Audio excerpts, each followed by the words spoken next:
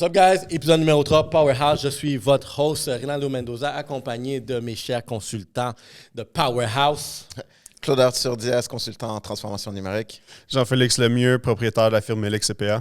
Comme vous le savez déjà, on est ici pour révolutionner l'intelligence auprès des PME au Québec. Si Québec retourne dans le vert parce qu'on a l'intention de faire ça, on va avoir contribué derrière ça. Puis pour commencer, donner beaucoup d'amour à nos entrepreneurs québécois, je veux donner un gros shout-out à Altitude, l'eau de source, la seule eau de source québécoise qui est vraiment cultivée dans les montagnes et non dans une source qui passe par des rivières. Ça a évolué, mais regarde, je ne vais pas rentrer dans les détails. Mais Ça vient pas du fleuve, ça. Non? Ça dépend, exactement, ça qu'on me dit. Mais sinon, en d'autres mots, comment moi j'aime bien l'introduire, Rich People Water. Ça goûte exactement ça. C'est riche en tout. Donc, ça fait du bien à l'âme, ça fait du bien à vous. Peut-être un peu moins au portefeuille, mais regardez, c'est ça la qualité. Vous payez un petit peu plus cher, mais ça coûte encore meilleur. Donc, merci à tous. Vous êtes prêts? Branding, man. Moi, c'est le branding que j'aime. La canette est malade, là. Yo, c'est une expérience. Honnêtement, ce Canada, c'est une expérience parce que, tu sais, on est dans un événement, puis, tu sais, pour les personnes qui veulent vraiment complètement arrêter de boire de l'alcool, par exemple, bien, tu tiens une bouteille d'eau, tu vas te faire intimider. Tu vas te faire intimider. Mais tu tiens une canette comme celle-ci, le monde est comme, c'est quoi que tu bois? Ouais, 100%. Pourquoi tu m'invites 100%. pas? Ouais. Ouais. Puis, yo, tu fais du bien, gars. Mais surtout dans les grosses soirées. Tu sais, tu vois des grosses soirées high-end, sont toutes avec la bouteille Naya en plastique, Tu sais, que tu sais déjà que ça se retrouve dans les océans dans 3 mois plus tard. il y a une tortue en train de choquer Ouais, c'est dessus. ça. Tu sais. Mais, tu sais, entre autres, regarde, même une petite anecdote qui s'est passée dernièrement, ben, un de nos membres ici, il était dans un barrage policier, ce temps des fêtes. Puis, tu sais, le policier, il a vu la canette, puis il était comme, hey, c'est-tu de l'alcool? Non, il dit, c'est de l'eau de source. Il était comme, oh. Fait que, tu vois, t'es cool. T'es quand même cool, même quand tu te fais arrêter par les policiers, parce que ça te permet de changer la conversation de, non, moi, je suis bien, je bois de ça. Puis les SPVM, maintenant, ont toutes des bouteilles partout. Ah, vous allez voir, ça a changé. Mais merci beaucoup, guys, d'être venus ici. Comme je pense que ça va être évidemment notre dernier de l'année. Mais je pense qu'on a fait un bon réchauffement pour ce qu'il y en est. Pour ce qu'il y en est pour The Powerhouse. Comme je vous dis, on a fait ce qu'on est en train de bâtir ici, c'est vraiment, on veut donner de la valeur, on veut impacter surtout les entreprises à la construction. Parce qu'on s'est tous mis en accord que l'économie commence à la construction. Fait que si tu veux vraiment aider toutes les autres industries, ben t'aides celle-là qui est vraiment le front de l'économie, puis c'est la construction. Puis derrière ça, qu'est-ce qui se passe? C'est en construction, ben il y a beaucoup de, admettons, de progrès, d'amélioration à faire, que ça soit autant de comment tu vas faire ton marketing, comment tu vas vraiment faire ta transformation numérique, mais aussi comment tu vas gérer tes dépenses et faire en sorte que tu n'es pas dans le rouge à la fin du mois, si tu veux vraiment une longévité. Fait que c'est pour ça que vraiment nos combinaisons de consultants de nous, on est ici ensemble. On a préparé une émission assez intéressante que vraiment pour Noël, on va juste vous bombarder de punchlines, de valeur. C'est ça le but, ça. Moi, je l'aurais dit dans le chat, je suis comme, guys. Juste valeur, punchline. Donc, par où on commence? Par où vous voulez commencer? Ben moi, juste un petit commentaire sur ce que tu viens de dire. Là. Tu sais, quand que tu parlais que, dans le fond, l'économie commence avec la construction, là, je pense qu'on le voit aussi. La construction, comme le domaine en général, là, ça doit être, avec la santé, un des plus gros employeurs, domaine d'employeurs au Québec. Puis, après ça, c'est quand que tu penses aussi que, au Québec, on manque énormément de logements présentement. Si on est plus efficace, si on a des plus grosses compagnies de construction, plus de travailleurs aussi dans la construction, on va être capable de construire plus. En construisant plus, on va être capable après ça de drive down aussi les prix des loyers parce que présentement, les loyers sont extrêmement élevés parce qu'on est en manque de logements. Ça n'impacte pas juste les entrepreneurs, ça impacte vraiment toute la société d'avoir des loyers beaucoup plus faibles, moins élevés. Là. Mais dans mon cours d'économie au HEC, je me souviens vraiment quand il parlait de pourquoi la construction, c'est le front de l'économie, c'est que quand tu bâtis exactement des nouveaux logements, il va y avoir des nouveaux locataires, il faut qu'il y ait des nouveaux meubles.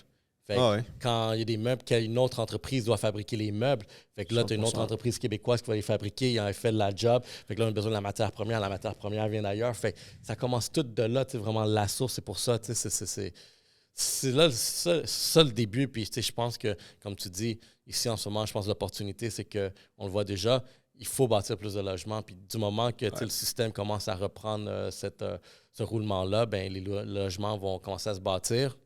Parce que déjà, l'immigration est en train de rentrer. Là. Ouais. Ben oui, puis il faut de la place pour pouvoir rentrer l'immigration aussi. Là. Puis plus tu as d'immigrants, plus que tu relances l'économie aussi. Là. Et plus, exactement, plus qu'il y a un roulement, plus les coûts commencent à baisser. Exact. Mais tu sais, pour que la construction puisse justement opérer, c'est sûr qu'il faut que les investisseurs immobiliers soient capables de justement trouver la façon de financer leurs projets immobiliers. Puis, toi, récemment, il y a eu beaucoup de projets qui ont été ralentis, hausse des coûts d'intérêt, tout ça. Mais les plus gros, ils continuent à bâtir parce qu'ils sont comme, c'est quoi?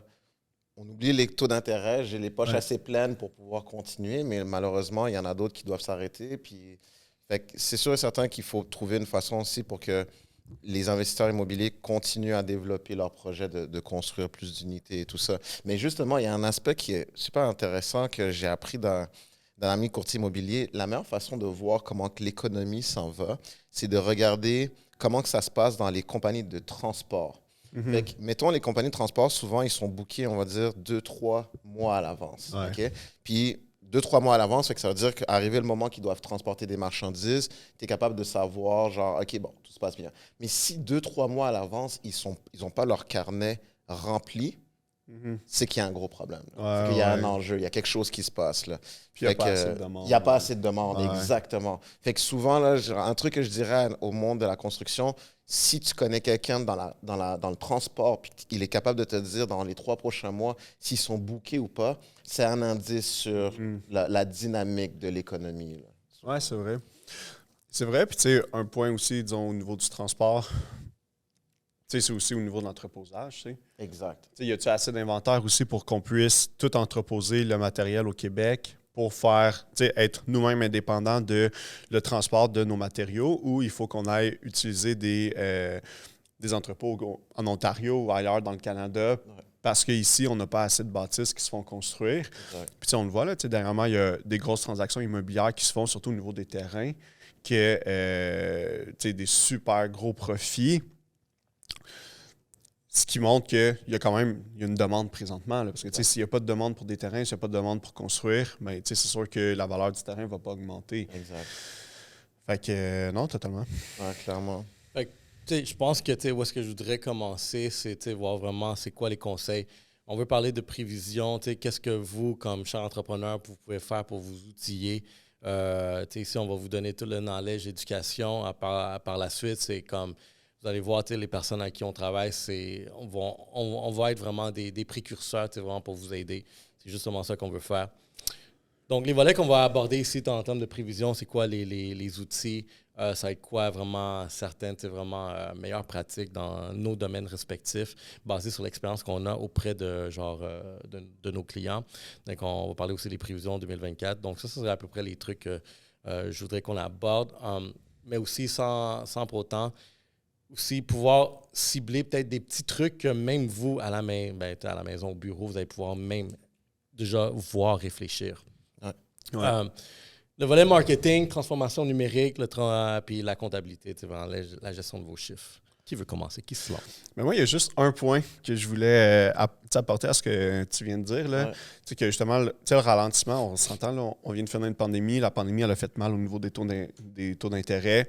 Les taux d'intérêt, présentement, sont stables. Ça fait plusieurs mois qu'il n'y a eu aucune augmentation, ce qui fait ça fait longtemps que ce n'est pas arrivé. Là. C'est sûr qu'au niveau d'investisseurs, ça vient refroidir le monde au niveau pour investir. Mais je me demande si des fois là-dedans, s'il n'y a pas aussi une question de mentalité. Parce que, tu sais,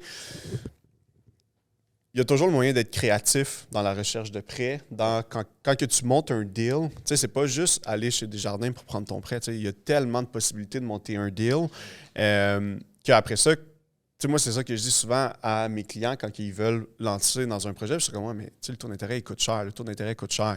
Si tu passes au financement, si on est capable de monter une structure de financement, après ça, voilà comme qu'à court terme, c'est juste moins rentable. Tu comprends?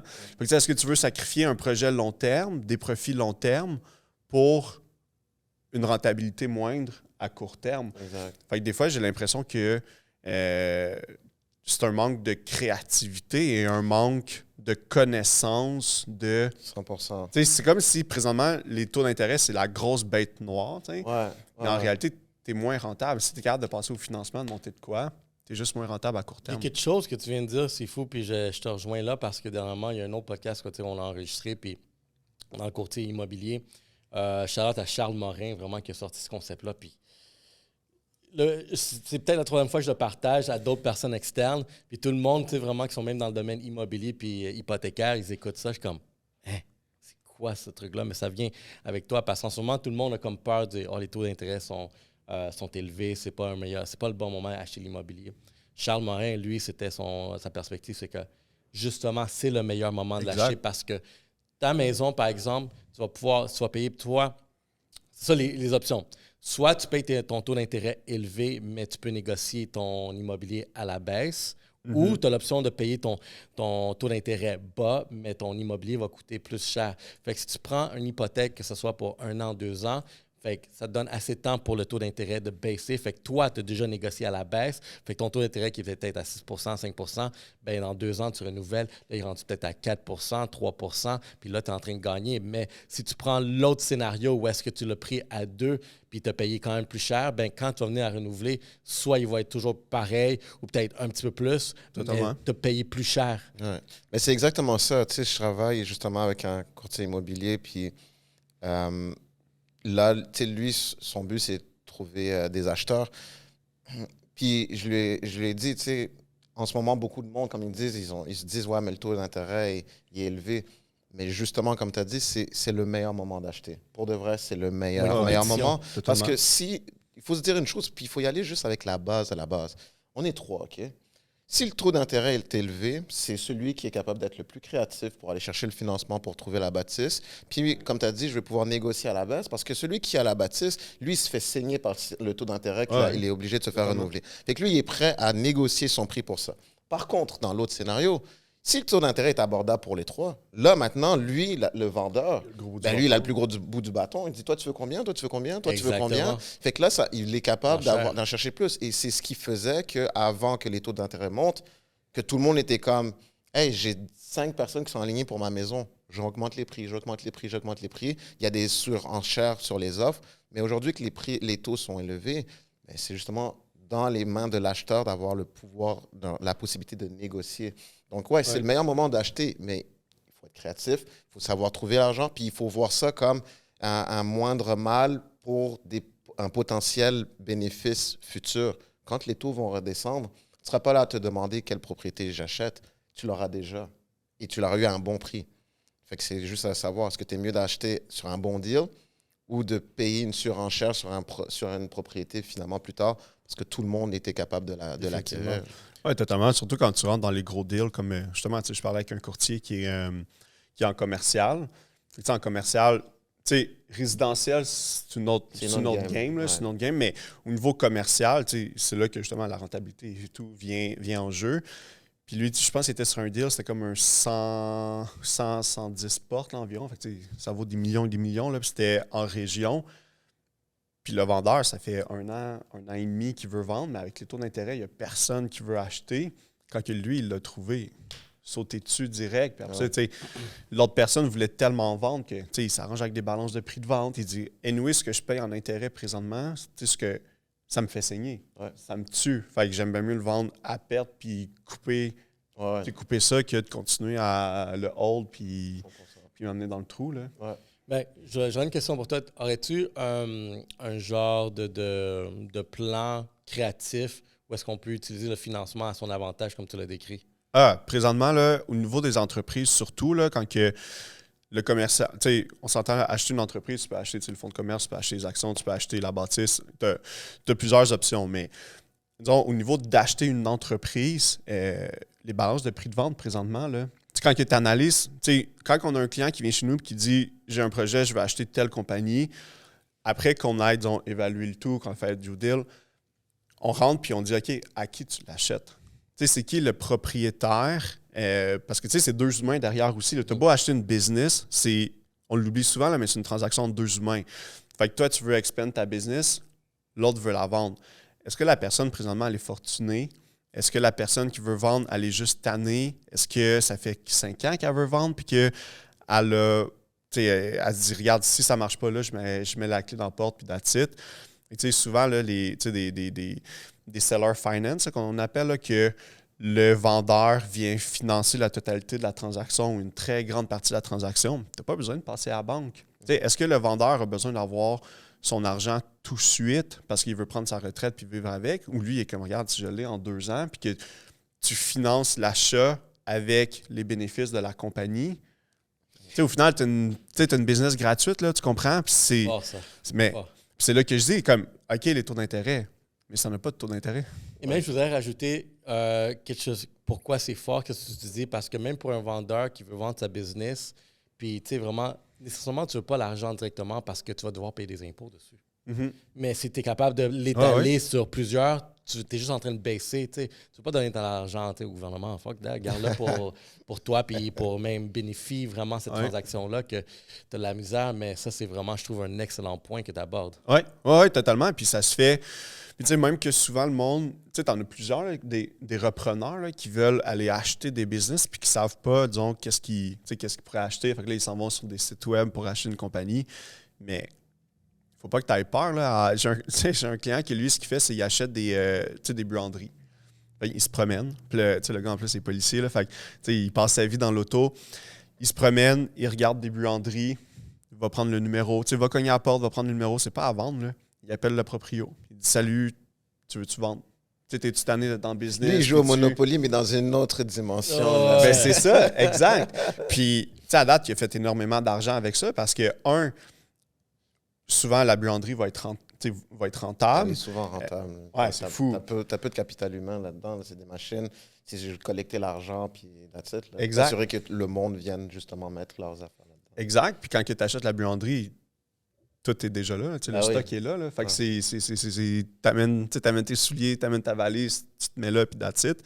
Fait que lui, c'est ça qu'il fait. Il en achète plusieurs, puis ça reprend de la valeur rapidement parce que souvent, la personne qui voulait vendre, ben, elle était juste tannée, fait qu'elle l'a vendu à rabais. Puis elle avait peur que si ça ne marchait pas, ben, il était pogné avec ça puis qu'il fallait qu'il vende tout. Fait que, mon conseil, là, ça serait vraiment de négocier en termes de, pour avoir un seller finance. Sinon, c'est sûr que les partenariats, ça l'aide aussi. Ou demander, avoir une portion. Souvent, les banques ils vont vouloir faire des montages financiers ensemble aussi pour comme diminuer leurs risques. Fait que souvent, quand tu vas voir quelqu'un à la BDC, ben, ils vont te dire bon, ben, je vais être prêt à te financer tel pourcentage. Puis après ça, il va falloir que j'aille voir un autre partenaire ailleurs. Fait que, faire les tours, faire affaire aussi avec du monde qui connaissent les subventions. Parce que souvent, tu en as là, qui sont prêts à subventionner. Si tu viens comme d'une communauté ou de la diversité et tout, tu as énormément de subventions pour ce genre d'affaires-là, donc de projets-là. Donc, il y a vraiment moyen là, de s'en tirer là, sans payer des taux d'intérêt. Parce que le commercial, c'est 10-12% présentement. C'est cher. Là. Mais c'est super intéressant d'un point de vue aussi pour les entrepreneurs de construction qui veulent peut-être une expansion, peut-être gagner même un talent. Parce que, admettons, regarde, je ne vais pas trop entrer dans trop de détails, mais si tu as une compagnie de construction, par exemple, qui est forte dans une chose, mais tu vois que tu fais tout le temps affaire avec un sous-traitant parce qu'il fait quelque chose que toi, tu ne fais pas, mais peut-être ça pourrait donner un avantage à un moment donné de juste l'acheter puis 100%. Acheter genre déjà qu'est-ce qui vient avec parce que toi, ça devient une force que tu as à l'interne. Puis tu peux gérer vraiment les dépenses puis les gains derrière ça. Mais c'est sûr que dans la construction, la plus grosse valeur de racheter une compagnie de construction, c'est les employés. Là. Parce que, oui, tu as les camions, oui, tu as les bâtisses, ils ont une bâtisse, mais surtout, c'est tes employés parce que tu peux prendre plus de projets, tu peux envoyer plus de monde sur les terrains. C'est aussi l'expérience de cette entreprise-là. Des fois, tu rachètes l'entreprise, c'est sûr que tu enlèves la bannière, tu mets la tienne, mais tu as du monde d'expérience, tu as un contremaître d'expérience, tu as du monde, des menuisiers charpentiers qui sont d'expérience et tout ça. Fait que c'est comme ça que tu es capable de grandir. Mais le plus gros problème, souvent, c'est que quand tu grandis, mais que tu n'as pas de bonne fondation, fait que tu es partout, tu fais énormément de cash. Administrativement, tu n'es pas au point. Fait que là, c'est comme l'argent rentre, puis à un moment donné, le gouvernement, il fait comme OK, mais on va faire un petit audit parce que ça a l'air de bien fonctionner, là, mais ça fait quelques années qu'on n'a pas reçu nos dus. Genre. Fait que qu'est-ce qui se passe ici? Puis là, qu'est-ce que tu es obligé de faire? Ben, du jour au lendemain, genre, tu es pogné avec des paiements à gauche et à droite. Fait que c'est sûr que moi, je trouve que dans la construction, si tu as une bonne fondation, tu peux rapidement. Et puis, tu es intelligent, tu es capable de devenir très, très gros rapidement. Mais il y a plusieurs aspects. Un, il faut que tu te sortes des opérations puis que tu aies plus une vision, genre, de gestionnaire d'entreprise.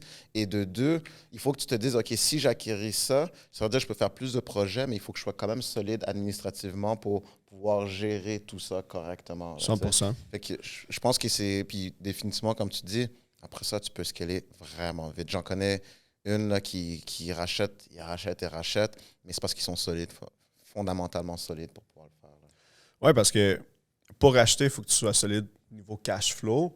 Mais la grande majorité des acquisitions, ça chie au niveau de l'intégration de la nouvelle compagnie dans la compagnie. Fait que si ta compagnie, toi-même, tu n'es pas droit sur tous les niveaux, même au niveau marketing, si tu n'as aucune marque de commerce pour toi, comment est-ce que tu veux intégrer quelqu'un d'autre puis que tout ça fasse du sens? Ouais. Au niveau des opérations, souvent, c'est juste un fiasco. Là. Ouais. 100%. Là. Mais des fois aussi, j'ai vu, en tout cas, il y a une compagnie que je n'aimerais pas, mais compagnie de béton, 2 compagnies qui ont décidé de se joindre ensemble là, pour devenir genre un power ensemble. Puis après quelques années, ils ont décidé finalement de se séparer. Puis là, c'est la différence entre de te merger ensemble puis de dire, tu sais quoi, on vous rachète. Merci, bonsoir. Genre, comme on demande au owner, genre, merci, prenez votre retraite, puis on passe à autre chose. Tu sais, il faut faire attention quand tu merges 2 entreprises. Souvent, c'est 2 visions différentes. Même si tu te dis, hey, on va avoir une plus grosse part de marché, mais au final, tu sais, je veux dire, c'est mes employés, tes employés. Et là, nous, on avait une vision de même. Nous, on travaillait comme ça. Puis, tu sais, c'est là où est-ce qu'il y a comme souvent des choses qu'on oublie de penser. Tu sais, maintenant, ça devient quoi la vision commune? Est-ce qu'on la voit de la même façon? Au-delà de dire on va avoir plus de parts de marché, on est-tu capable de la prendre correctement, cette part de marché-là? Puis, j'en ai vu une entreprise, en tout cas, j'ai entendu parler d'une entreprise qui a mergé, puis ils étaient super bien ensemble, jusqu'au moment qu'ils ont fait comme, regarde, on ne voit pas eye to eye, on se sépare. Fait que là, ils se redeviennent des compétiteurs sur le marché. Puis pendant ce temps-là, tu en as un autre qui fait juste racheter. Il fait juste, il fait juste continuer. Puis, puis je peux pas dire c'est qui les 2 compagnies, mais leur gros compétiteur, c'est Synergie. Mm-hmm. Synergie, qu'on voit la PDG qui est actuellement genre PDG de l'année. Là. Ouais. Mais tu sais, c'est ça. Fait que il y a toujours des... Il faut voir, est-ce qu'on fait des mariages, est-ce qu'on se rachète et tout ça. Puis toujours à penser là-dedans. Là. Il faut penser ça stratégiquement. Là-dedans. Ouais, ben c'est touché. Tantôt, on parlait justement de niveau comme acquisition pour grossir au niveau de l'immobilier et tout. Que, quand que tu structures ton deal, tu peux avoir un partnership. Mais c'est vrai, là, comme je parlais avec un investisseur qu'il y avait au-dessus, je pense que c'était comme un 120, 130 portes. Puis il me disait, tu sais, it's all fun and games jusqu'à temps que comme shit hit the fans. Là. Puis que chaque actionnaire doit avoir sa vision individuelle parce qu'au final, il faut que, pour être bien dans le projet, il faut que toi, tu t'en retires ce que toi, tu en veux. Mais il faut qu'il y ait aussi la vision commune, puis c'est comme un couple. Un couple, un partnership, c'est comme un couple. Il faut que chacun y trouve son, qu'est-ce que la personne veut réellement, mais que tu réussis à évoluer ensemble. C'est ça qui est touché des partnerships souvent, là, c'est que chacun a sa tout vision. Le monde évolue. Là. Ouais. Non, définitivement. Moi aussi, j'ai eu ma dose de partnership où est-ce que ça n'a juste pas fonctionné. Puis encore là, ça devenait à comprendre les valeurs derrière ça. On a des valeurs qui n'étaient pas genre pareilles. Fait on se rend compte juste après que vraiment on est les 2 pieds vraiment dans le terrain que peut-être il y a quelque chose qui ne marche pas ici, qu'on devrait peut-être retravailler. Puis malheureusement, je trouve que la meilleure façon de trouver tes meilleurs partenaires, c'est d'avoir d'autres relations de partenariat qui n'ont pas fonctionné. Ah, 100%. Parce que sinon, tu ne peux jamais vraiment dire trouver, identifier vraiment, ça pourrait aller mieux. Parce que je pense que ton système instinctif va juste te dire que, tu sais quoi, celle-là, j'ai un bon feeling, mais celle-là, un peu moins. Basé sur l'expérience du passé. Donc, sinon, Claude, toi, parle-moi de toi. Dis-moi comment tu vois vraiment la créativité au sein de ce que toi, tu pratiques. Comment ça pourrait être appliqué en abondance, mais aussi en efficacité pour des entrepreneurs, selon les cas que toi, tu vois actuellement? OK. Ben, c'est sûr qu'actuellement, Je dirais, il y a une chose, puis ça, c'est un aspect plus que Jeff va pouvoir voir, mais il faut être créatif dans comment est-ce que je suis capable d'avoir du financement qui me permet de justement innover dans mon entreprise. OK? Ça, c'est la première étape. Si tu as les poches pleines, écoute, tant mieux, tu peux commencer ça avant, mais idéalement, trouve une façon de te dire, OK, comment je peux avoir de l'argent qui va me permettre d'innover dans mon entreprise, puis au niveau technologique, là, je parle technologie numérique.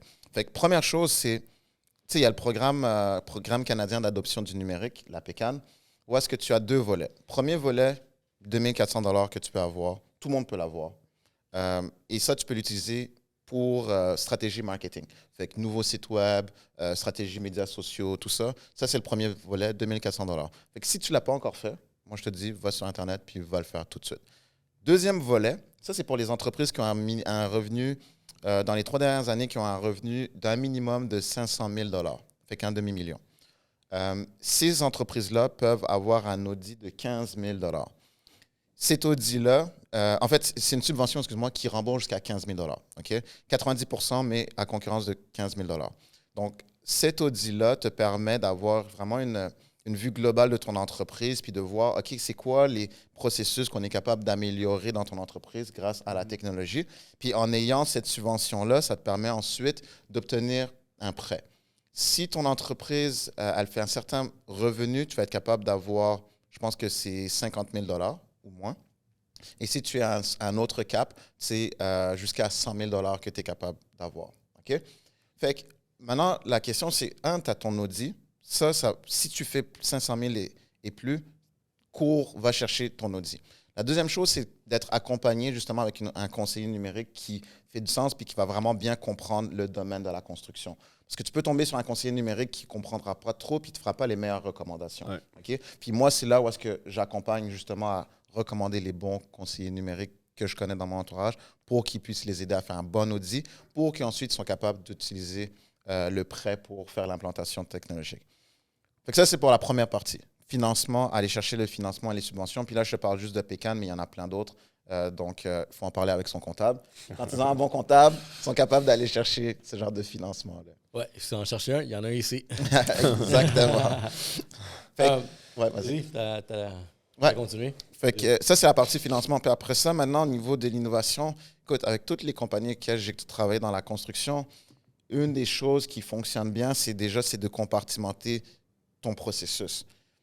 Première chose, c'est que tu veux que le monde, il te contacte pour leur projet. Fait que tu sois spécialisé ou que tu fasses de la rénovation, que tu sois un entrepreneur général, il faut qu'on parle de toi sur les médias sociaux, que tu fasses du marketing, du Google Ads. Fait que le marketing, c'est la première chose. OK? Fais du marketing. Puis, même si le bouche à oreille a toujours fonctionné, fais du marketing.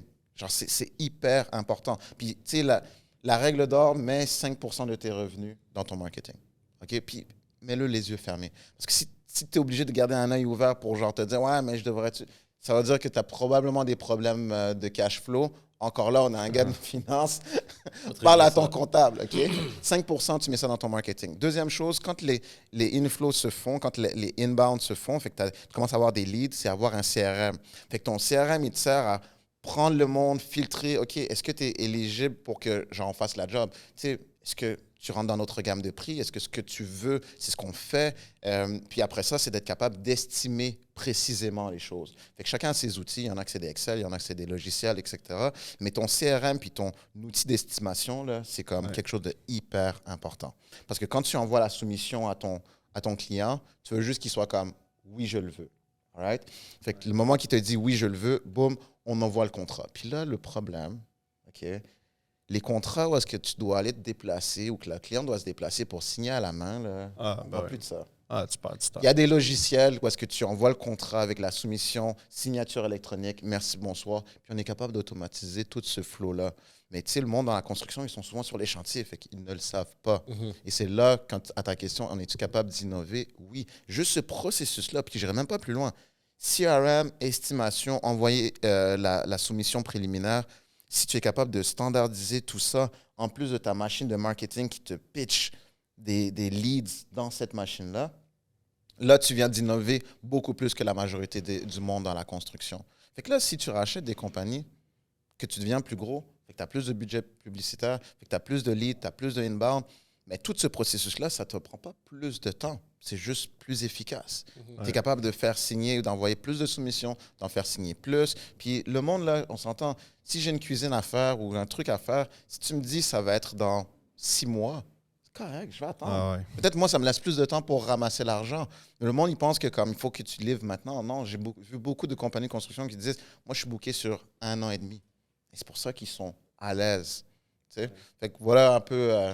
c'est genre comment tu peux innover. Là. Juste ce processus-là, ça fait beaucoup de choses. Déjà, juste avoir des contrats signés vraiment électroniquement, ça sauve tellement de stress, autant pour la personne, ton client, puis toi-même aussi, tu reçois ça, puis dès que c'est go, ça déclenche un mécanisme dans le CRM où est-ce que la prochaine étape, c'est peut-être un courriel qui va s'envoyer. Exact. Comme bienvenue. Donc, ça, c'est le processus, comment ça va fonctionner. Ça, c'est quoi vos disponibilités dans le fond, si on doit aller faire une toiture, des trucs comme ça. Exactement. On va être là présent, vous allez parler avec un tel, fait que c'est la personne qui va vraiment s'occuper de veiller sur votre dossier. Faire une présentation parce que moi, en ce moment, tout ce que je suis en train de parler, c'est comment une entreprise peut améliorer son expérience et bâtir le relationnel. En 2024, moi, ma prévision va être orientée sur bâtir des communautés. Parce que la communauté, c'est qu'est-ce qui va faire en sorte vraiment que ça va vous permettre d'avoir un bassin de personnes qui vous aiment, qui vous encouragent, mais même qui va parler de vous. Puis c'est du monde que, ils viennent vous voir organiquement. Dans le contexte de construction, je vais pouvoir élaborer un peu plus de détails comment bâtir une communauté. Mais sinon, avant tout, si je viens après certains de tes points, tu as mentionné un budget de 5%, j'ai même 10%. Ouais, ben oui. 10%, ben oui. Je pourrais suggérer. Oh, je suis le marketing, fait que j'ai toujours demandé plus. Ben oui. mais tu as raison. 10%, c'est, je te dirais pas forcément le sweet spot, mais c'est encore mieux. Je veux dire, 5%, c'est le minimum, mais 10%, là, comme c'est une vraiment bonne chose. Je pense que c'est un investissement rendu là. Ben oui, c'est un investissement, ouais. C'est ça.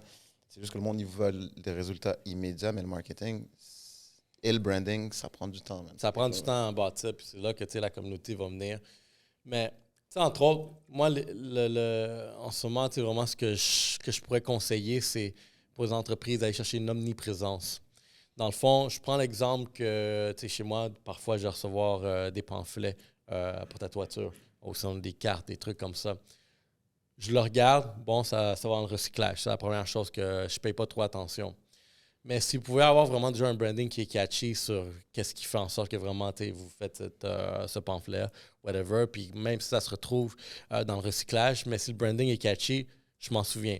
L'omniprésence, ça veut dire qu'une fois que j'ai vu votre pamphlet physique, recyclage, mais là, je m'en mets sur mon cellulaire, puis là, boum, je vois genre quelque chose en lien avec, je vois ton branding encore apparaître dans mes médias sociaux, sur Facebook, sur Instagram. Tu es là comme, OK, encore une fois, il est là. Fait que tu payes subconsciemment, tu ne vas pas payer la plus grosse attention, mais tu l'as vu.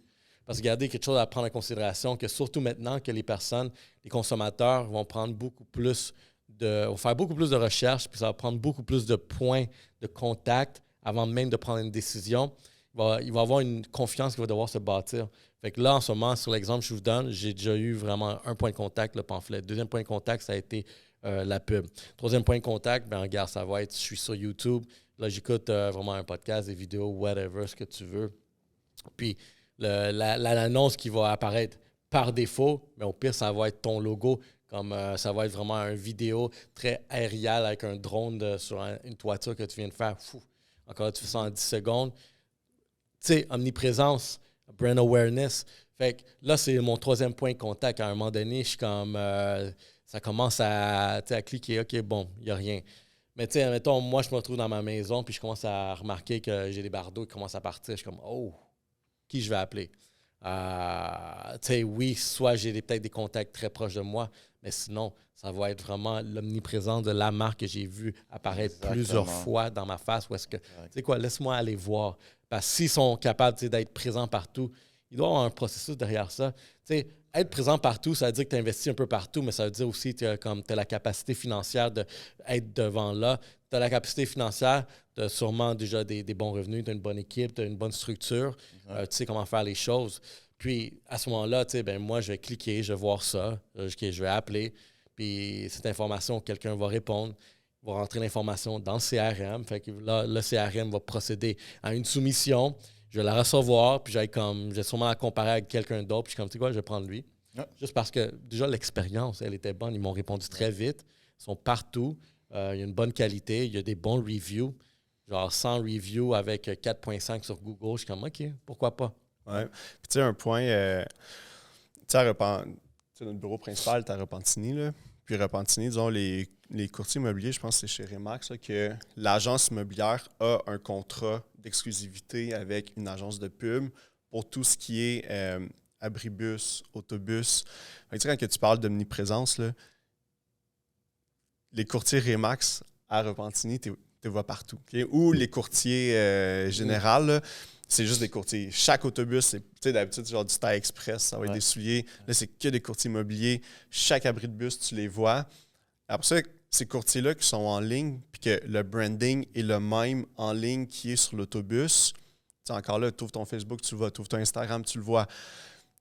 Puis quand je trouve qu'il y a quelque chose qui est important à incorporer, c'est le côté personnel, disons, de ces courtiers-là, parce que je trouve qu'aujourd'hui, on ne veut pas juste faire affaire avec... Quand je disais tantôt là, qu'un deal, c'est deux humains qui le font par rapport à une business, bien, au niveau de la consommation, c'est la même chose aussi. T'sais. Je pense que le monde sont beaucoup plus enclins, propices à aller utiliser un service quand ils sentent que la personne qui donne ce service-là ou ce produit-là, il la connaît. Je pense qu'une stratégie, justement, au niveau de la construction, c'est d'humaniser la compagnie. T'sais, pas juste que le monde voit, c'est une compagnie qui va venir faire un comptoir chez nous, puis ça va me coûter de temps. Fait que, pas juste payer le résultat, mais payer aussi pour l'expérience. Fait que, si tu montes dans ton marketing, c'est quoi l'expérience client? Parce que je veux pas la construction, souvent, le monde va être chez vous là, à 6 h du matin, 7 h du matin. Là. Ils vont rentrer chez vous pour faire leur job. Fait que quand tu réussis à humaniser la compagnie puis tout le monde autour, mais après ça, quand ils vont t'appeler, ils vont déjà avoir l'impression de te connaître parce qu'ils t'ont tellement vu, puis ont tellement vu le derrière du décor, que c'est pas juste tes compétences, mais c'est aussi ton humanité. Puis quand après ça, il va y avoir une soumission, bien, ils vont comparer entre 3 compagnies, mais dans les 3 compagnies, il va y avoir 3 prix différents, mais il va y avoir un humain d'associé. Je pense que quand tu es capable d'associer l'humain à la soumission, c'est là que tu as une longueur d'avance. T'sais. Puis je vais renforcer ce que tu viens de dire. Le côté humain, c'est super important. Puis c'est pour ça que j'ai commencé à faire les liens avec la communauté. Mais admettons, je continue sur l'exemple vraiment de la compagnie de toiture, puis aussi là, l'omniprésence de pamphlets. Mais un vidéo facilement, vraiment, si tu veux humaniser ton expérience utilisateur, ça serait que un des vidéos de publicité qui va apparaître sur Facebook, par exemple, tu sais déjà qu'admettons, tu es allé déposer ce pamphlet-là dans ce secteur-là. Il y a à peu près genre 10 000 de ces pamphlets-là sont dans ce secteur-là de la Rive-Nord. Fait qu'est-ce que tu fais sur Facebook? Ben, tu mets un périmètre, une publicité, puis tu fais une vidéo très humain. T'sais, là, tu vas être comme « Hey, salut, je me présente. Yannick, c'est moi qui s'occupe de la toiture. Tu as sûrement vu mon pamphlet sur ta poignée de porte. Ben, c'est moi la personne derrière ça. Mais regarde, je suis un père de famille, j'ai 3 enfants. Regarde, on a toutes nos difficultés. Puis la dernière difficulté, je peux vous dire que vous voulez avoir avec votre maison, c'est un problème de toit. Parce que ça va juste emmener beaucoup plus d'ennuis. Puis donc, c'est la raison pourquoi, vraiment, je pousse à vouloir vous offrir mes services parce que, vous savez quoi, je m'occupe de vous, je sais que vous avez une famille, comme moi, j'en ai une, puis si le toit, il brise, c'est très plate pour... Un message comme ça, croyez-moi, là, que quand tu vas avoir 3 soumissions, même si ta soumission est la plus élevée, le sentiment humain, t'es comme, Tu vois que, comme, moi aussi, j'ai des enfants, il y a des enfants. Puis il a mis un visage. Ça n'a pas juste été vraiment un logo, une marque qui t'a suivi. Ça a été quelqu'un qui est en train de te dire vraiment, je suis comme toi. Ouais, 100%. C'est pour ça que je veux t'aider. Mais tu vois, c'est ça le truc qui fait vraiment la différence, c'est que ton marketing et ton branding, souvent le monde, OK, on prend l'exemple du toit. Pour qui est-ce que tu fais des toits? Le monde va souvent dire, pour tout le monde. Moi, je trouve la pire erreur qu'une entreprise ou un chef d'entreprise peut faire, c'est de dire, moi, je sers tout le monde, je fais pour tout le monde. C'est la pire chose. Justement, ton marketing doit justement dire, nous, on fait ça pour ces personnes-là. Nous, on le fait pour des personnes qui croient en ça. Là, tu as parlé de famille. Oui, tu préfères le toit pour n'importe qui, mais surtout, ton message, c'est pour tous ces pères de famille ou ces femmes de famille ou ces familles qui veulent justement un endroit sécuritaire où est-ce qu'ils vont pouvoir élever leurs enfants. Et si tu fais passer ce message-là dans ton marketing, quand tu reçois une soumission, comme tu as dit, le monde, ils ne vont pas se dire « Ouais, je vais prendre la moins chère ». Quelqu'un qui est vraiment genre aligné avec les mêmes valeurs que ta compagnie, tu vas gagner. Il va acheter les valeurs. Il va acheter les valeurs. Il va acheter les valeurs. Puis c'est vraiment ça. Puis c'est ça le marketing, en fait. Puis c'est pour ça que ça prend du temps et qu'il faut être omniprésent puis qu'il faut clarifier ton message perpétuellement pour que comme ce soit constamment là puis qu'à un moment donné, le moment que ça arrive que j'ai besoin de faire une toiture ou du moins que j'ai compris, j'ai pris conscience que ma toiture, c'est peut-être quelque chose que j'ai pas le goût que ça commence à péter puis à fuir, qu'il y ait des fuites pour commencer à y penser. Peut-être que je vais me dire, tu sais quoi, là, je sens que le reste de ma maison va correct. Peut-être que je devrais commencer à penser à la toiture puis commencer à anticiper comment m'y prendre. Puis cette compagnie-là que j'arrête pas de voir tout le temps, mais ça m'intéresse de commencer les discussions. Mais il y a toute une stratégie là derrière tout ça. Tu sais, il y a toute une stratégie de comment faire pour être omniprésent. Et c'est là où est-ce que... C'est là, tu sais, vraiment exactement que cette présence-là, omniprésence qui vous suit, comme je vous ai dit au début, c'est bâtir une expérience. L'expérience, c'est de... Ma présence est un peu partout, mais tu sais, vous commencez à me connaître comme, admettons, entrepreneur de toiture. Puis la relation, c'est justement, tu sais, moi, j'ai les mêmes difficultés que vous. Je ne suis pas plus différent. On travaille fort, puis on veut s'occuper de notre famille. Fait que quand tu mets tes valeurs comme, admettons, entreprise de l'avant, d'autres personnes vont refléter ces valeurs-là. Puis là, ça va créer le relationnel. Fait que les deux éléments que moi, je propose à tout le monde, c'est bâtir une expérience, bâtir un relationnel. Ouais. Puis autour de ça, tu sais, c'est là que la communauté vient se bâtir un peu. Les liens que... Un exemple que j'ai donné dernièrement, c'est que tu es une entreprise qui veut vraiment bâtir, qui veut se lancer à bâtir une communauté, mais tu vois pas le lien, tu vois pas comment je pourrais, je suis une compagnie de toiture, comment tu veux que je bâtisse une communauté, genre sur le web, par exemple. Je suis pas d'influenceur, là. Moi, je suis ici vraiment à faire la job de construction. Mais tu sais, mon exemple, c'est comme, prenez Altitude Water, par exemple. C'est que ils ont un bon produit, l'entrepreneur, il est top, tu sais, vraiment, j'ai son histoire, j'ai eu la chance de parler de son histoire dernièrement. Mais tu sais, vous voyez, quelque chose que lui, il n'avait pas, c'est une communauté, puis il savait vraiment, tu sais, pour mon produit qui est du succès, il faut que je collabore ou je fasse un partenariat avec quelqu'un qui a une communauté. Ouais. Fait que quand je travaille avec des personnes qui ont des communautés, ben j'ai automatiquement une communauté parce que je fais partie vraiment de leur secte de confiance. Fait que ça peut être une excellente façon de bâtir une communauté parce qu'ici, si vous voyez, tu sais, Powerhouse, par exemple, c'est une communauté qu'on est en train de bâtir qui va être en dessous de Black Box, qui est une autre plus grosse communauté. Fait que, tu sais, pour ceux qui veulent venir collaborer, tu sais, vraiment comme j'aime l'idée de communauté parce qu'ici, nous autres, on est en train de expandre notre message à plusieurs admettons, créneaux ou sinon des niches de marché. Fait qu'on a accès à des communautés. Tu veux une communauté, ben c'est en faisant la collaboration avec des personnes, c'est vraiment ça que tu permets de bâtir ces liens-là. Ça peut être aussi simple et banal que ça.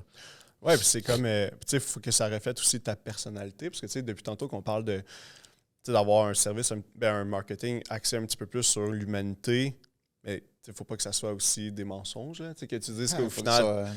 Il faut que ça soit aligné à tes valeurs et tout. Mais quand tu parles de communauté, comment je bâtis une communauté sur une toiture que, on s'entend, si tu restes à ça, c'est difficile.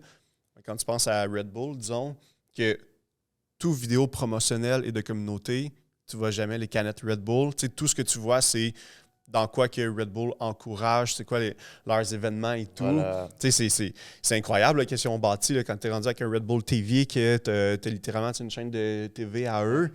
C'est pas 24 heures sur 24 que c'est quelqu'un qui boit la canette. Là. Tu le vois pas. Là. Red Bull, ils ont maintenant des équipes de soccer, Formule 1.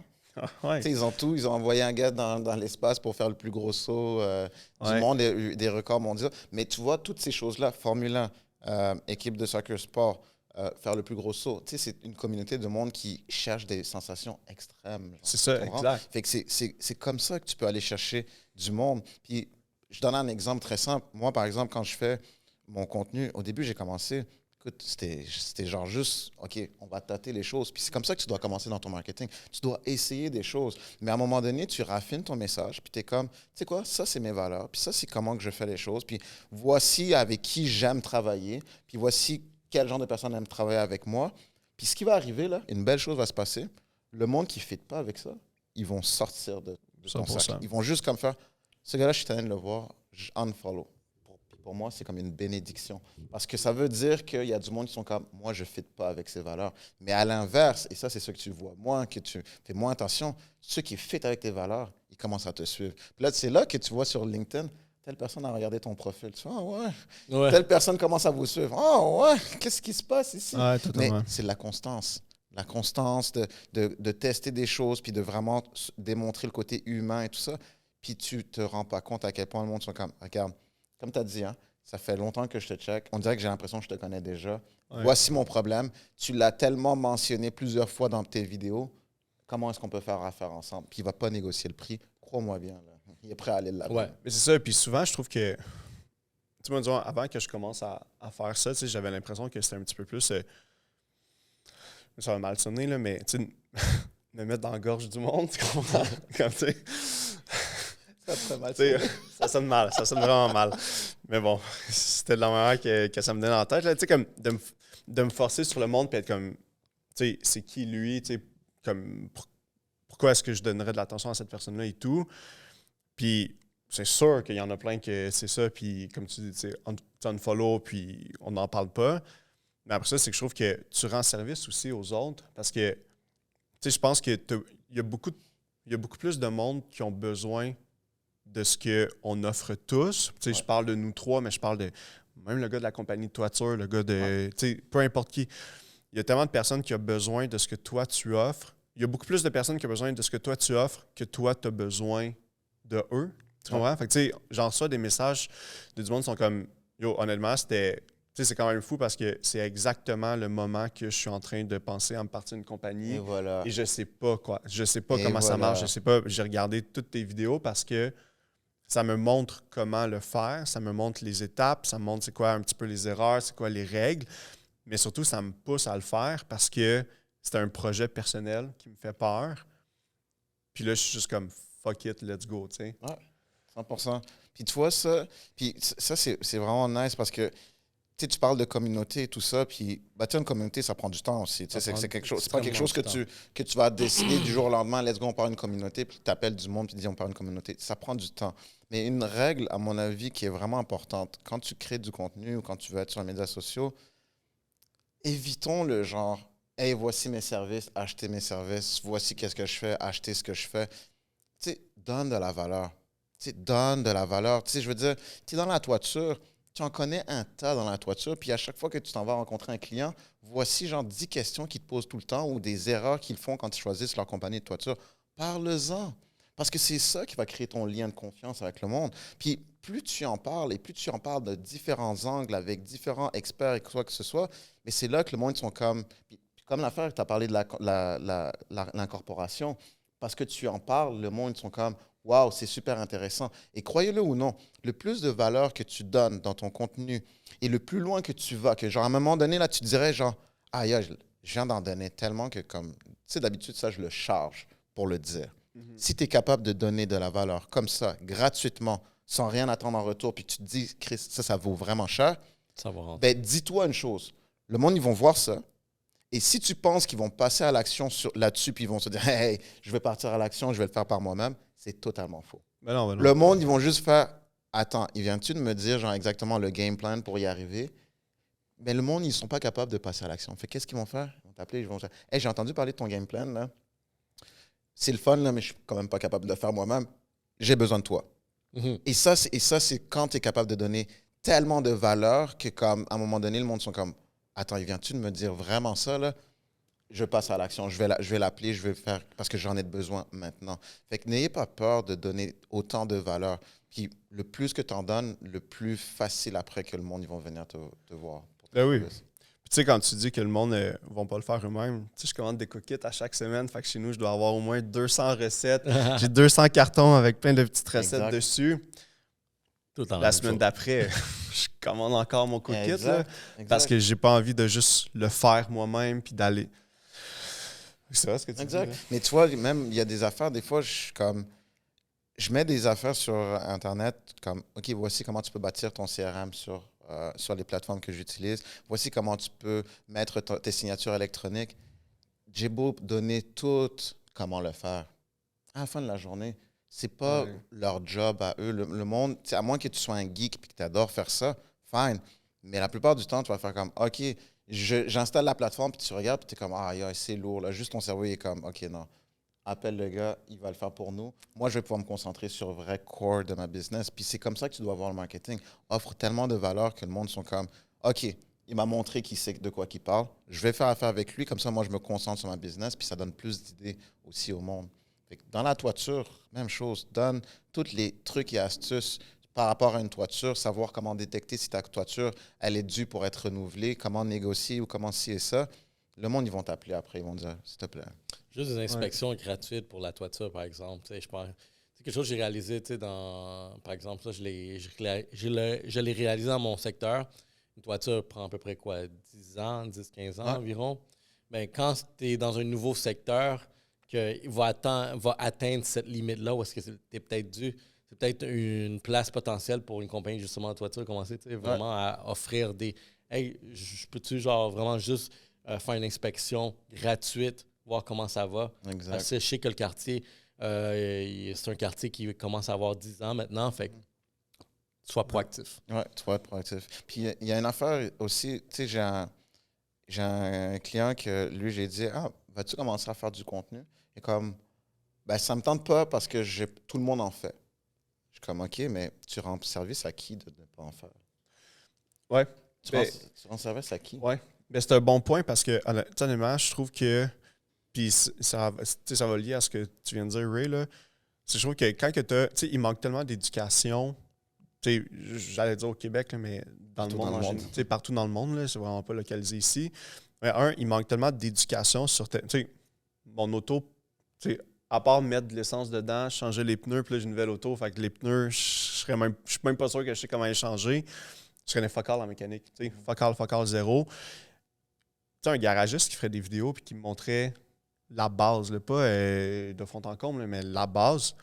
Je trouve que quand tu as une connaissance, tu as un petit peu une responsabilité aussi d'éduquer le monde. Puis je pense que si on avait toute cette mentalité-là, je pense que le gap d'information puis le gap d'éducation et de connaissances ne reposerait pas juste sur un curriculum vitae de l'école qui est bâti au gouvernement et qui est changé aux 4-5 ans. Ouais.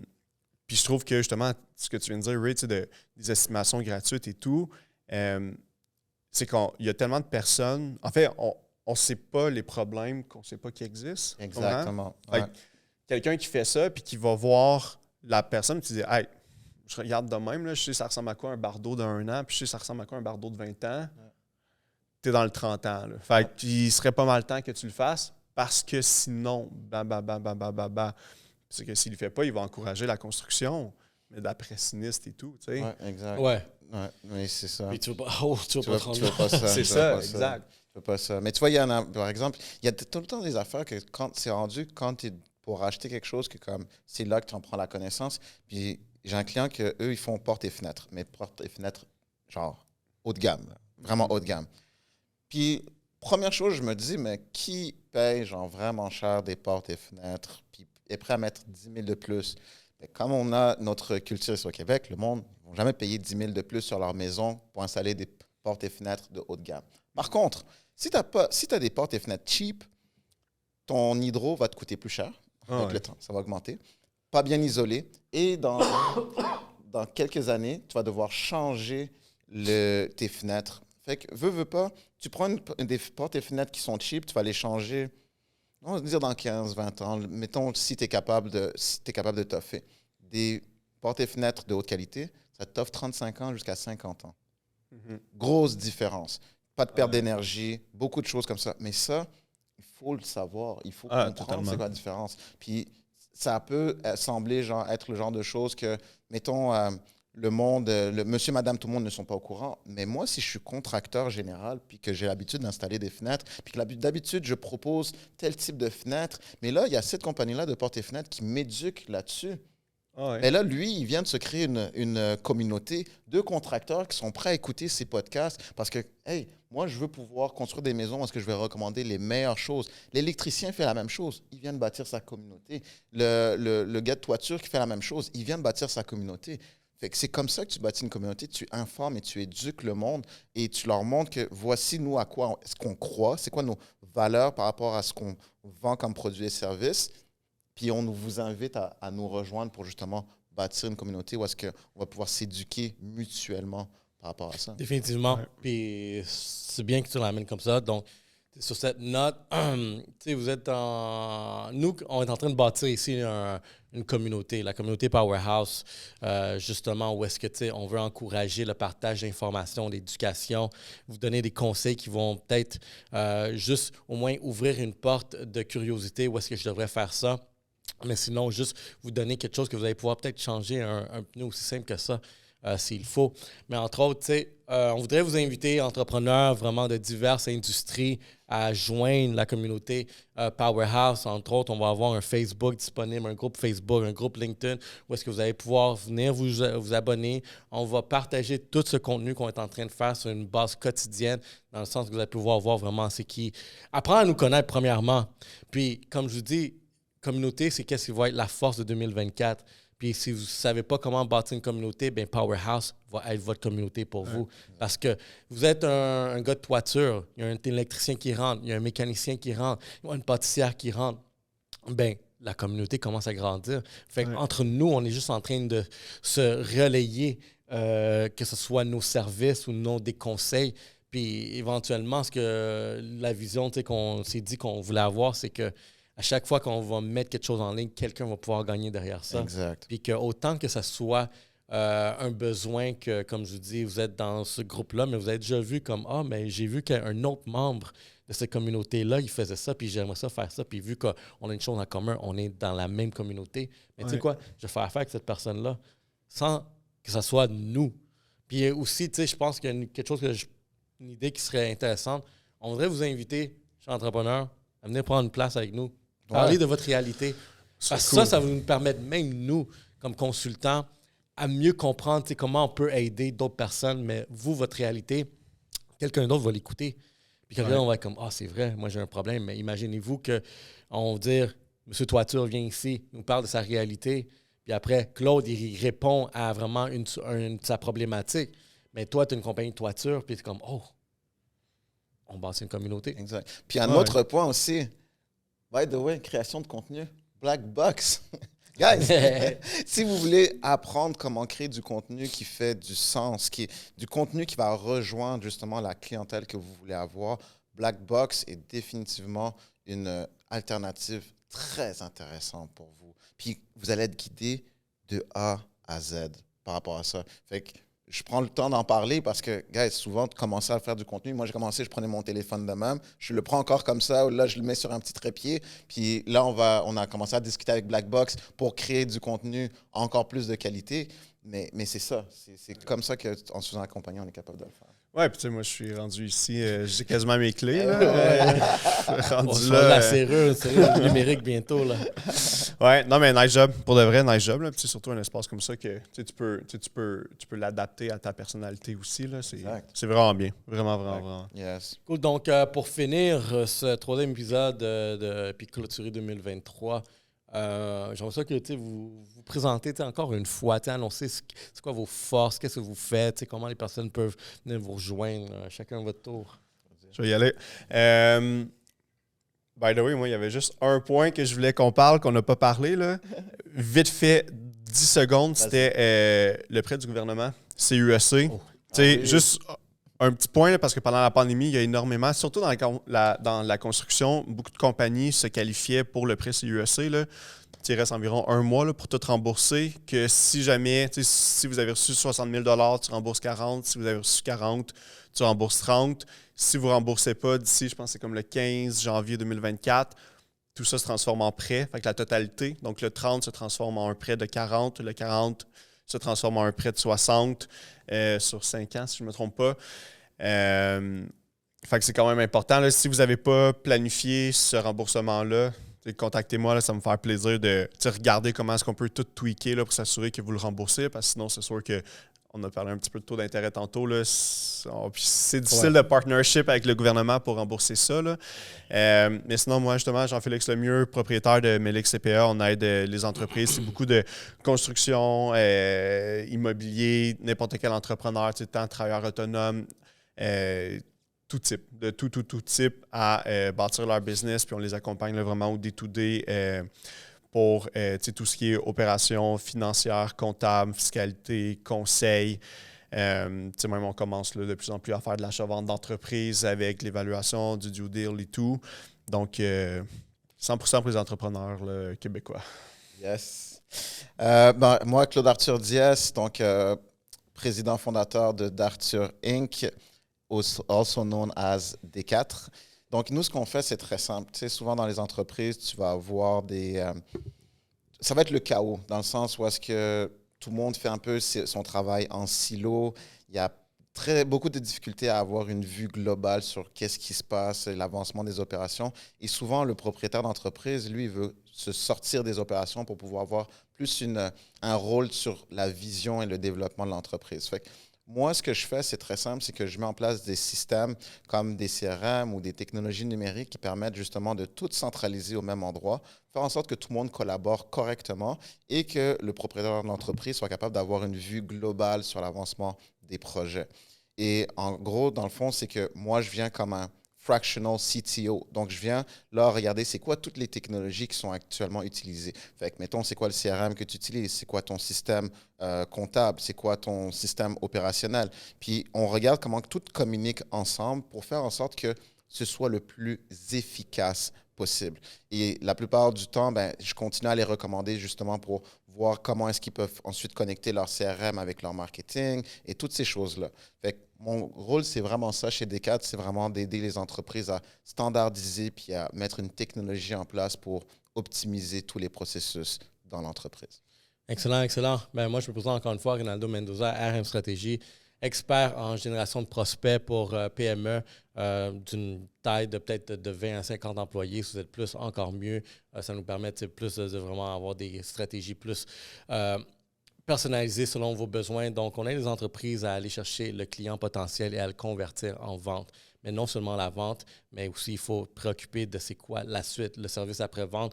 Donc, vous allez tous recevoir des stratégies de A à Z, de vraiment comment bâtir son image de marque, comment la convertir vraiment tous les clients, les visiteurs en clients potentiels et de clients potentiels en clients. Et une fois que c'est un client, vous devez le fidéliser. Puis en le fidélisant, comment on peut aller chercher vraiment des références. Donc ça, c'est qu'est-ce que RM Stratégie vous permet de bâtir une structure de A à Z qui va vraiment gérer tout votre cycle de vente et marketing tout ensemble. Un deuxième volet aussi qu'on propose, c'est vraiment ça, c'est quand même assez nouveau, mais c'est l'éducation. Donc, mieux on est éduqué, mieux on est outillé, mieux on prend les meilleures décisions, puis moins d'argent on peut perdre ou du temps. Donc, moi, ce que je propose ici, c'est un coaching marketing dans lequel je peux m'asseoir one-on-one si vous êtes une entreprise avec déjà une équipe de communication, de marketing. Donc, on s'assoit ensemble, puis parfois, négligez pas à avoir un point de vue externe parce que quand on est toujours dans le même silo dans une entreprise, on ne voit pas ce qui se passe autour. On voit juste vraiment nos bobos, on voit juste ce qu'on est capable de faire. Mais quand vous faites affaire avec quelqu'un externe, cette personne-là, il va venir challenger pourquoi ton marketing est fait de cette façon-là. Donc ça, c'est qu'est-ce que mon coaching marketing je viens aider votre équipe marketing à prendre les dessus de qu'est-ce qu'ils font puis développer des nouvelles opportunités. Autant ça va être des ateliers qu'on fait semi-privés ou sinon ça va être de la personnalisation 100% privée dans laquelle vous allez avoir toutes les ressources provenant d'une personne qui touche à plusieurs domaines et vraiment avec tout le contenu qu'on fait ici chez Black Box, mais on sait qu'est-ce qu'on fait. Donc, merci beaucoup pour ça. Dernière annonce que je veux donner. Êtes-vous dans un secteur où est-ce que l'Internet est dur à rejoindre? Ce que je veux dire, c'est qu'ici, au Black Box, on est dans un coin Chabanel, que vous connaissez tous. C'est toutes des bâtisses des années 50 environ, tout en béton. L'Internet, quand on est arrivé ici, était dur à rentrer. Les gros fournisseurs, ils avaient de la misère à rentrer ici. Donc, j'ai fait affaire avec une autre firme. C'est l'Internet commercial de Lognet. Dans le fond, ils ont une technologie qui s'appelle le AirCloud. Le AirCloud, ça ne fonctionne pas comme la fibre optique. Dans le fond, c'est un signal par l'air. Puis ça, c'est ce qui nous a permis d'avoir de l'Internet ici. Puis une fois qu'on a l'Internet, on est optimal, on peut travailler, on peut vraiment être efficace. Donc, si vous êtes dans un secteur, que ce soit industriel, ici à Montréal, ou sinon autour de Montréal, puis vous avez de la misère avec votre Internet, AirCloud, c'est eux qui nous fournissent ici, puis c'est eux qui sont prêts à venir ici. S'ils n'ont pas de connexion, croyez-moi qu'ils vont trouver la connexion pour vous. Donc, merci à AirCloud pour vraiment nous supporter avec notre Internet, notre outil de communication aussi pour transmettre tout ce qu'on dit. Donc, sur cette note, guys. Un gros merci, guys. Merci, guys. Merci, Powerhouse 2023 et on se voit en 2024. Joyeux Noël.